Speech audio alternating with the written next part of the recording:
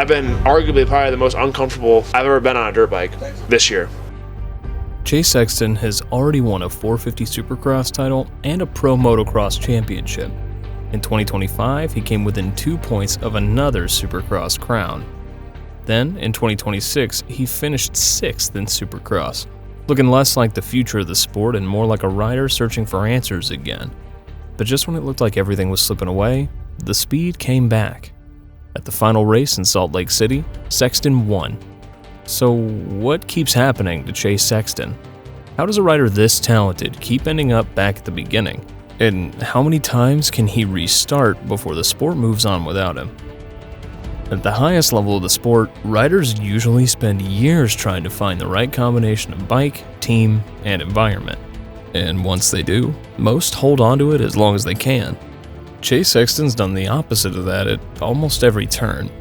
He arrived at Team Honda HRC as a teenager, won back-to-back 250 East championships in 2019 and 2020. Sexton, and he now takes over the lead. Graduated to the 450 class and became the 2023 450 Supercross champion. Chase Sexton, your 450 main event winner. By any conventional read of that trajectory, Honda was his home. He was the face of the racing program. He'd grown up inside that tent. He left anyway. The move to Red Bull KTM brought the 2024 Pro Motocross Championship, arguably his most statistically dominant Supercross season in 2025, with 7 main event wins and 12 podiums, and came within a heartbreak 2 points of taking the title at the Salt Lake City finale that year. He left that too. Now he's at Monster Energy Kawasaki, trying to make a go of it on a bike he spent most of 2026 describing as the most uncomfortable he's ever ridden. And after finishing 6th in the points, bruised and beat up from a mid-season injury and a bike that refused to cooperate with his natural style, he won the final race of the year. Winning was never the issue, though. The problem was that every time something started to stabilize, Sexton moved again. Looking back, a lot of the problems people associate with Sexton now were already starting to show up at Honda. The Honda HRC 450 carries one of the biggest names in the sport, but the bike's always had a reputation for being demanding. The aluminum chassis gives the rider a very direct feel from the track. When conditions are clean and the setup window's right, that can make the bike incredibly fast, but once the track gets rough and the ruts start changing shape, it can turn into a difficult bike to stay comfortable on. Sexton rides heavily off the front of the bike.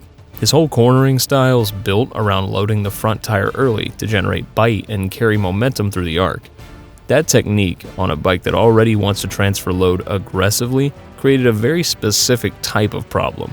When the conditions fell even slightly outside his setup window, the front end would let go without warning. The 2022 Minneapolis Supercross was one of the most visible examples of this. Sexton was leading comfortably with 2 laps left. Clean air, no traffic, no pressure. And then, through a left-hand berm, the front tire stepped out. A near certain win disappeared instantly. That wasn't a one-off either. At the 2023 Nashville Supercross, another crash mid-race in what was later attributed to a cracked throttle body. In Arlington, a crash while leading handed the win directly to Cooper Webb. Not every crash was purely the bike's fault, but the pattern was becoming hard to ignore. When the setup drifted outside his comfort zone, small mistakes often turned into massive ones. Lars Lindstrom, the Honda HRC manager, spoke out about Sexton's departure. He described it as a sad end to a genuinely productive time. The team had never been able to find a middle ground between what Sexton needed from the setup and what the Honda could realistically provide. Lindstrom described a bike that could look unbeatable one weekend and completely unstable the next, depending on how close the setup was to Sexton's comfort zone. We didn't really find out for a pretty long time, which was kind of a bummer. But it wasn't because of money or anything like that. I think it was more like, what we talked about before, being the number one guy and needing a change in whatever way. I mean, the grass is always going to be greener on the other side, no matter what. It doesn't matter until you touch it. Yeah, exactly. Yeah. And yeah, I mean, he had a lot of issues the last couple of years, and he wanted to make a change. I don't blame him for that. That's what a lot of guys need. Complicating everything was the arrival of Jet Lawrence to the 450 program. A rider who went on to post a 22-0 perfect season in motocross isn't someone you share a team tent with quietly. Lindstrom noted that the two maintained separate motorhomes to keep the atmosphere professional and that their relationship was cordial. But the reality of building a program around a rider of that magnitude, knowing the internal gravitational pull was shifting, put additional weight on an already strained situation. Sexton left believing the chromoly steel frame at KTM would solve the front end problem. He believed the compliance of that chassis would absorb what the Honda couldn't, and that a fresh environment would give him the room to race freely. From the outside, the KTM years looked exactly like what Sexton had been searching for. He won races, he won a motocross title, he nearly won another Supercross championship. The results said the move was working. The people around him described something very different. His mechanic during that period, Jade Dungy, gave one of the most revealing podcast appearances in recent Supercross media history, and what he described was a program that was winning races and losing the rider at the same time. The KTM environment was described as one where the expectation of perfection ran in both directions. Sexton demanded it from the team, and the team demanded it from him. Last year, we learned a lot, and like I said, Chase was very demanding, which is good. He expects a lot out of us, and we expect a lot of him, but we did get our bike better. So, I think moving forward, the bike was good going into the year, and that dynamic produced results on the scoreboard, but according to Dungy, there was never a good feeling inside the program. The joy that most riders describe, even in difficult seasons, was just absent. Dungy observed it directly and consistently. Sexton appeared unhappy in a way that the results just couldn't fix. Part of it was political. Eli Tomac, by any measure one of the most decorated riders in the sport's history, carried a different kind of weight inside the KTM structure. When Tomac wanted a cable clutch, a setup the brand had historically refused to its factory riders on their hydraulic systems, KTM built it for him. Like I said, we gave him the cable clutch, and people were like, no, that ain't going to happen. And I did not think that would happen. I literally said it on here. I'm like, there's no way. I think when he originally wrote it, it had the hydraulic, and he liked it. It was one of the better hydraulics that he said he's ridden. But I think you can't teach an old dog new tricks, and we had it. Sexton and Aaron Plessinger stayed on the standard hydraulic setup. That's not a catastrophic slight in isolation, but it signals something real about the internal hierarchy. Sexton was a champion within that structure, but he wasn't the center of it. Then there was the media piece. Unlike Tomac, who spent years separating himself from the noise around the sport, Sexton has a harder time shutting it out. Public criticism sticks with him longer than it seems to for most top riders, and Dungy believed that probably wasn't helping him mentally during the 2025 season. Watching that year unfold in real time, it was hard not to see what he meant. He also found new mechanical problems at KTM. The front-end problems didn't vanish, they migrated to the rear. He complained about the shock and the swing arm dynamics in interviews, suggesting that the pursuit of a bike that matched his instincts perfectly wasn't solved by switching frame materials. Well, obviously there were a lot of bike problems, a lot of shocking stuff going on with the KTM 450 SXF. Brilliant. Proud of that. Really outdid myself with that one. But no, in all seriousness, there were a lot of shock problems, both at the races and midweek. We all saw Ironman. We all saw some of the crashes in Supercross. It had just changed shape. When KTM and Sexton parted ways after the 2025 season, it was a mutual end to a contract that had delivered championships and cost him something harder to quantify. He didn't leave because the bike was slow. He left because he couldn't be himself inside the environment, and because the search for the right machine was apparently not over. The 2026 season turned everything upside down. Sexton went to Kawasaki specifically because he wanted stability. He said it publicly. He called it a home. And then the bike spent most of the year fighting him worse than anything he'd ridden before. So the real question isn't whether Chase Sexton can win. We already know he can. The real question is whether a rider this talented can learn to win when everything around him is wrong. And Salt Lake City, at the end of 2026, gave us the most interesting answer yet. The reasoning behind the Kawasaki move made sense when Sexton explained it. He valued the directness of the management. He felt the team would communicate honestly with him instead of filtering information through layers of corporate structure. He wanted to feel like a person within the program, not just a resource. By that point, another temporary stop was the last thing Sexton wanted. Kawasaki felt like a place where he could finally stop resetting everything around him. What Sexton probably didn't realize was that the Kawasaki was going to bring him back into some of the same problems he'd been trying to escape at Honda. The Kawasaki doesn't handle exactly like the Honda, but both bikes are built around a rigid aluminum frame that gives the rider a very direct feel from the track. Sexton naturally likes to load the front end when he corners, and the way the KX450 carried its weight only exaggerated that tendency even more. He loaded the front end to corner. The bike was already front-heavy. The result was an overloaded front tire that kept threatening to wash out, exactly the kind of situation he'd moved away from at Honda. To compensate, he was forced to ride in a consciously neutral body position, staying centered on the bike and fighting his every instinct lap after lap. Riding that way for an entire season doesn't just affect your speed, it wears you down mentally and slowly chips away at the trust between rider and motorcycle.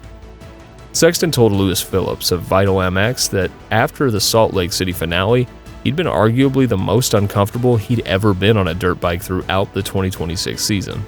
Can't say my speed and everything, but just like my technicality on the bike and stuff, the stuff that I can do this year that I've had to learn because I've been arguably probably the most uncomfortable I've ever been on a dirt bike this year. He called himself dumbfounded after the Detroit round. This is my comeback season.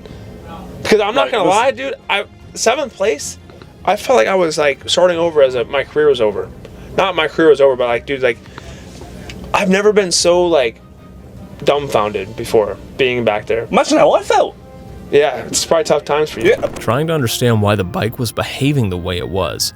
He admitted his speed for most of the season was mediocre or outright bad relative to what he knew himself capable of. Anaheim 2 in round 3 was the exception that made everything else more confusing. He was the only rider to break the 1-minute mark in qualifying that night. He held off Hunter Lawrence and won. He stood on the top step at Angel Stadium looking like the rider everyone expected him to be. Then the season fell apart. A midweek training session in Florida ahead of the Daytona Supercross ended in a severe practice crash. Monster Energy Kawasaki confirmed hip and lower back injuries. He missed Daytona and Indianapolis, 2 consecutive weekends of 0 points at a stage of the championship where Ken Roczen and Hunter Lawrence were building what would become a historic title fight at the front of the field. When he came back, he was doing something no rider wants to do, rehabilitating core injuries on a bike he didn't trust. The hip and lower back are the primary shock absorbers when you ride. They're the mechanism through which your body manages whatever the bike throws at you. Racing with those injuries on a front-heavy aluminum chassis, trying to hold a neutral position that didn't come naturally across the back half of a 17-round season, that was its own kind of endurance event. He finished 6th in the standings with 237 points, 112 behind champion Ken Roczen. Ken Roczen won the 2026 AMA Supercross Championship on a Suzuki RM Z450 that the industry widely acknowledged as technically behind the field. No electric start, an older chassis architecture, against the factory Kawasaki's, KTM's, Hondas, and Yamahas in the hands of the best riders in the world. Roczen blocked it all out.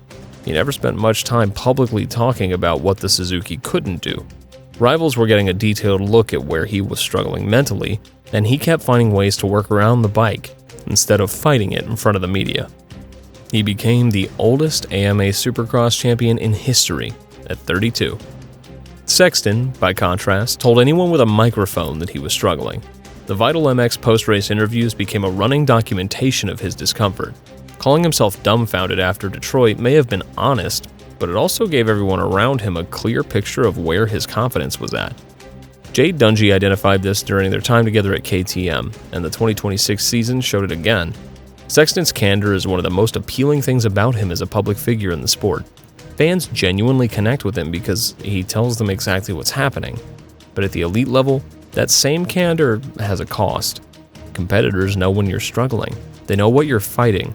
And in a sport where psychology drives as much as the mechanics, it's a real disadvantage. The parallel that cuts deepest is the Lawrence brothers.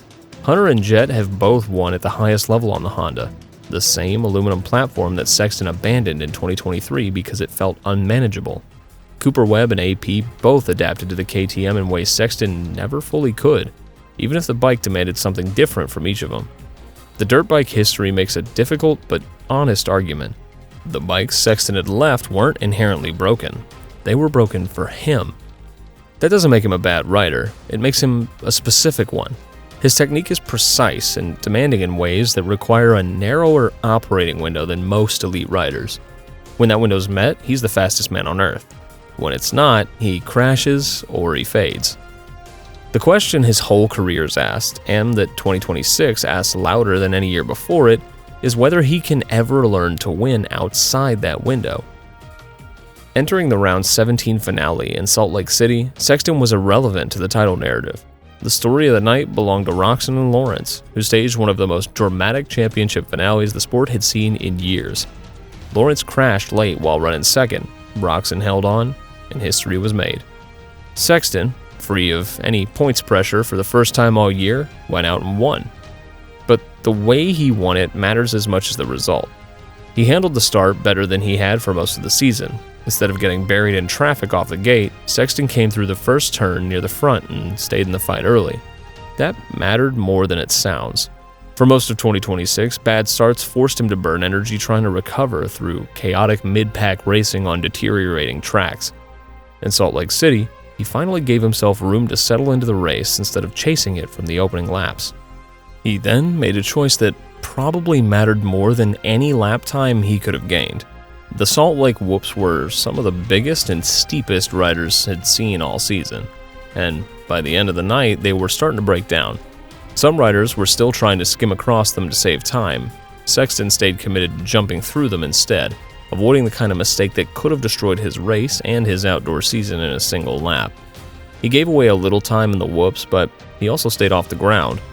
By the end of the night, Sexton crossed the line more than 2 seconds clear of Justin Cooper, with Jorge Prado finishing third. In his post-race interview, he acknowledged plainly that his speed for most of 2026 hadn't been what it needed to be. But at Salt Lake City, instead of forcing the issue, he rode the bike the way it needed to be ridden that night, protecting the front end intelligently and letting the track conditions take out the riders who were pushing beyond their machine's limits. It looked more like a rider finally adapting to the situation instead of trying to overpower it with raw speed. Sexton said Kawasaki feels like home in a way that his previous teams didn't. He fits the environment at Kawasaki better than the places he'd seen before, and he's made it clear that he doesn't want this to turn into another short-term stop. The 2026 Supercross season left him a clearer picture of what staying actually requires. The Kawasaki KX450 isn't going to transform into a different bike. The front-end bias isn't disappearing. His body will continue to want to load that front tire in every corner, and the bike itself will continue to resist that instinct unless the setup work closes the gap. But Salt Lake City proved something that none of his previous wins quite did. His previous wins at Honda, at KTM, and at Anaheim 2 on the Kawasaki all came in conditions where the motorcycle was cooperating. Salt Lake City came after a year of it refusing to. He adjusted his body position, swallowed his pride about speed, managed the whoops tactically, and still finished first. The riders who win championships over long careers don't do it by finding the perfect machine. They do it by getting fast enough at compensating for the imperfect one that the gap between good nights and bad nights narrows to almost nothing. Tomac did it. Roczen just did it on a bike that the whole paddock thought was a disadvantage. Sexton's never done that consistently. He's always chased the setup that would make compensation unnecessary. Salt Lake City felt like the first real sign that he might finally be learning how to work around the problem instead of trying to eliminate it completely. If that version of Sexton sticks, the conversation around him changes completely. The story stops being about a rider constantly searching for the perfect situation and starts becoming about someone who finally learned how to win without it. So what do you think?